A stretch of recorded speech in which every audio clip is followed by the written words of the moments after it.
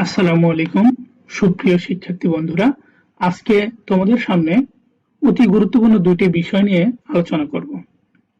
একটা হচ্ছে পাতন আর একটা হচ্ছে ঊর্ধ্বপাতন। পাতনকে ইংরেজিতে বলে ডিস্টিলেশন। পাতনকে কি বলে ইংরেজিতে? ডিস্টিলেশন বলে। আর ঊর্ধ্বপাতনকে বলে সাবলিমেশন। ঠিক আছে?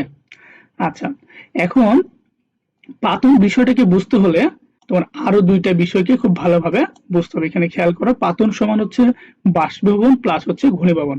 তাহলে পাতন বিষয়টা বোঝার জন্য আমাদের এই যে বাষ্পীভবন প্লাস হচ্ছে ঘনীভবন, এই দুটো বিষয় খুব ভালোভাবে জানতে হবে।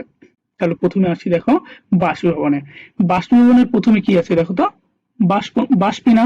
তাহলে এখান থেকে আমরা কি বুঝবো? বাষ্প, অর্থাৎ আমরা কি জানি কোনো তরল পদার্থকে যখন তাপ প্রয়োগ করা হয় সেটি কি হয়? বাষ্পে পরিণত করা হয়। ঠিক এই প্রক্রিয়াটাকেই বলা হয় বাষ্পীভবন। এখানে সংজ্ঞাটা লেখা আছে দেখো, কোন তরলকে তাপ প্রদান করে ওই তরল পদার্থকে বাষ্পে পরিণত করার প্রক্রিয়াকে বলা হয় বাষ্পীভবন। তোমাদের বই একটা উদাহরণ দেওয়া আছে দেখো, চায়ের কাপে গরম চা রাখলে ওই গরম চা থেকে পানি বাষ্পাগারে উড়ে যায়। এটাই বাষ্পীভবনের উদাহরণ। তাহলে দেখো, তোমরা লক্ষ্য করবা, যখন চায়ের কাপে গরম চা রাখা হয় তখন কিন্তু সেইটা চা থেকে পানিটা কি বাষ্পাকারে উড়ে যায়। এটাকে বলা হচ্ছে কি? বাষ্পীভবন। এমনিতেও তোমরা যদি সাধারণ যে পানি আছে সেগুলোকে যদি তুমি তাপ প্রদান করো তাহলে পানি ওখান থেকে তাপ গ্রহণ করে কিছুক্ষণ পর বাষ্পাকারে পানিটা উপরের দিকে উড়ে যায়, তাই না? এটাও কিন্তু সেম ওই বাষ্পীভবন উদাহরণ। আচ্ছা, এরপর আসে হচ্ছে ঘনীভবন। ঘনীভবনটা হচ্ছে বাষ্পীভবনের পুরো উল্টো।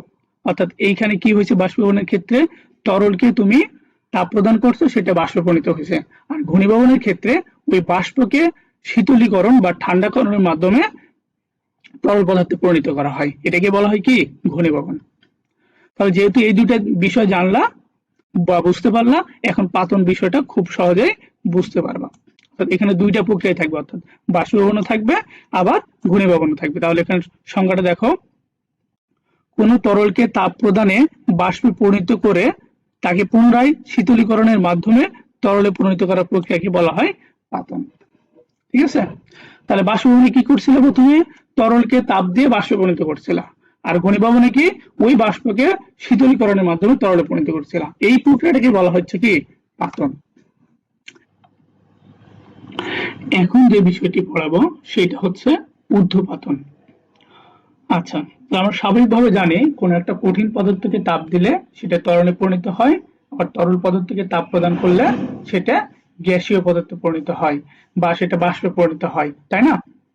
কিন্তু এই ঊর্ধ্বপাতন প্রক্রিয়াটিতে কোন কঠিন পদার্থকে যদি তাপ প্রদান করা হয় সেটা তরলে পরিণত না হয়ে সরাসরি বাষ্পে পরিণত হয়। আর এই প্রক্রিয়াকে বলা হয় ঊর্ধ্বপাতন প্রক্রিয়া। ঠিক আছে? বা ঊর্ধ্বপাতন বলে। এইটার কয়েকটা উদাহরণ এখানে দেওয়া আছে দেখো, যেমন হচ্ছে নিষাদা, অ্যামোনিয়াম ক্লোরাইড। এই অ্যামোনিয়াম ক্লোরাইডকে কি বলা হয়? নিষাদল বলা হয়। এরপর হচ্ছে কর্পূর, C10H16O। এরপর হচ্ছে দেখো ন্যাপথালিন। ন্যাপথালিন এর সংকেত কি? C10H8। এরপর হচ্ছে কঠিন কার্বন ডাই অক্সাইড। আমরা তো স্বাভাবিকভাবে জানি যে কার্বন ডাই অক্সাইড হয় গ্যাস, কিন্তু সেটা যদি কঠিন পদার্থ হয় তাহলে সেটা হবে কি? ঊর্ধ্বপাতিত পদার্থ। এরপরে দেখো আয়োডিন, এরপর হচ্ছে অ্যালুমিনিয়াম ক্লোরাইড, এই সকল পদার্থকে কি বলা হয়? ঊর্ধ্বপাতিত পদার্থ বলা হয়। অর্থাৎ এই সকল পদার্থকে যদি তাপ প্রদান করা হয় তাহলে সেটা তরলে পরিণত না হয় সরাসরি বাষ্পে পরিণত হয়।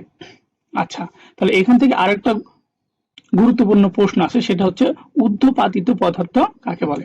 তোমরা লিখে নিতে পারো। আমি বলতেছি শোনো, যে সকল কঠিন পদার্থকে তাপ প্রদান করা হলে সেগুলা তরলে পরিণত না হয়ে সরাসরি বাষ্পে পরিণত হয়, সে সকল পদার্থকে বলা হয় ঊর্ধ্বপাতিত পদার্থ। ঠিক আছে? আমরা এখানে অনেকগুলো উদাহরণ দেখলাম, এগুলো হচ্ছে ঊর্ধ্বপাতিত পদার্থ। এরপর যে বিষয়টা নিয়ে আলোচনা করব সেটা হচ্ছে, দেখো, কোন ঊর্ধ্বপাতিত পদার্থকে তাপ প্রদান করলে কি ঘটবে আসলে, এইটাই এই যে পরীক্ষা নম্বর 7 এর মাধ্যমে দেখানো হয়েছে। তো এখানে ঊর্ধ্বপাতিত পদার্থ হিসেবে নেওয়া হয়েছে অ্যালুমিনিয়াম ক্লোরাইড। তাহলে এখানে একটা পাত্রের মধ্যে তুমি অ্যালুমিনিয়াম ক্লোরাইড নিলা, নেওয়ার পর পাত্রে একটা ঢাকনা দিয়ে ঢেকে দিলা, দেওয়ার পর সেখানে বরফ খণ্ড দিলা। বরফ খণ্ডের কাজ হচ্ছে ওই পদার্থকে ঠান্ডা করবে বা শীতল করবে, ঠিক আছে। তাহলে এই যে অ্যালুমিনিয়াম ক্লোরাইডকে যদি তাপ প্রদান করা হয়, তাহলে আমরা জানি যে ঊর্ধ্বপাতিত পদার্থকে যখন তাপ প্রয়োগ করা হয় সেটা কঠিন থেকে তরলে পরিণত না হয়, সরাসরি বাষ্পে পরিণত হয়। তাহলে এই ক্ষেত্রেও একই কাজ ঘটবে, অর্থাৎ এখানে তাপ প্রদান করা হচ্ছে, সেই তাপটা গ্রহণ করে এই অ্যালুমিনিয়াম ক্লোরাইড কঠিন থেকে সরাসরি বাষ্পে পরিণত হবে। সেই বাষ্পকে আবার যদি ঠান্ডা করা হয় বা শীতল করা হয়, তখন সেটা বাষ্প থেকে আবার কঠিন পদার্থে ফিরে আসবে, অর্থাৎ অ্যালুমিনিয়াম ক্লোরাইডে ফিরে আসবে। আচ্ছা, এরপর যে বিষয় নিয়ে আলোচনা করা হয়েছে সেটা দেখো, কোনো কঠিন পদার্থের মিশ্রণের মধ্যে একটি ঊর্ধ্বপাতিত পদার্থ মিশ্রিত থাকলে ওই ঊর্ধ্বপাতিত পদার্থকে মিশ্রণ থেকে পৃথক করা যায়। কিভাবে করা যায়? ওই যে তুমি দুইটা পদার্থ আছে, একটা হচ্ছে ঊর্ধ্বপাতিত পদার্থ আর একটা হচ্ছে অন্য কোনো পদার্থ। যেমন মনে করো তুমি বালি নিছো, বালির মধ্যে অ্যালুমিনিয়াম ক্লোরাইড লবণ নিছো, তাহলে এই দুটো তুমি আলাদা করবা, ঠিক আছে। তাহলে আলাদা করার ক্ষেত্রে তুমি কি করবা? ওই যে একটা পাত্র নিবা, পাত্রে তাপ প্রদান করবা, তাহলে ঊর্ধ্বপাতিত পদার্থ আছে যেহেতু, সেটা কঠিন থেকে কি হবে? বাষ্পে পরিণত হবে তাপটা গ্রহণ করে, তাই না? তাহলে সেটা উড়ে যাবে, আর ওইখানে অন্য কোনো পদার্থ যেমন সেই বালিটা কি পড়ে থাকবে পাত্রের তলায়।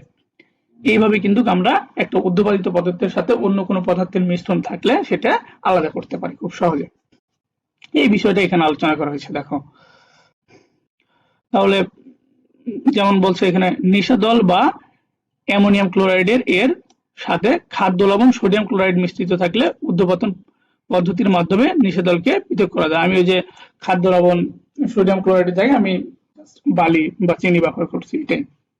তাহলে দেখো, কঠিন অবস্থার ঊর্ধ্বপাতিত পদার্থে তাপ প্রয়োগ করতে থাকলে ঊর্ধ্বপাতিত পদার্থ সহজেই বাষ্পীভূত হয়।